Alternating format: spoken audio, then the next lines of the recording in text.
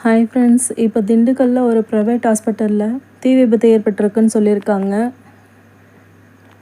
3 வயசு சிறுவன் உட்பட 7 பேர் இறந்துருக்காங்க அப்படின்னு சொல்லியிருக்காங்க.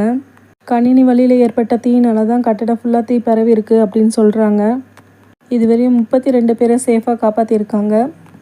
100க்கும் மேற்பட்டவங்களை ஆம்புலன்ஸ் மூலமாக வேறு ஹாஸ்பிட்டலுக்கு கூப்பிட்டு போயிருக்காங்க. தீயணைப்பு வீரர்கள் 30 நிமிஷம் போராடி 32 பேரை காப்பாற்றிருக்காங்க. அதுக்கப்புறம் தான் தெரிய வந்திருக்கு இன்னும் சில பேர் லிஃப்ட்டில் மாட்டியிருக்காங்க அப்படின்னு சொல்லிட்டு. லிஃப்ட்டில் இருந்த 3 ஆண்கள் 4 பெண்கள் ஒரு குழந்தைய காப்பாற்றிருக்காங்க.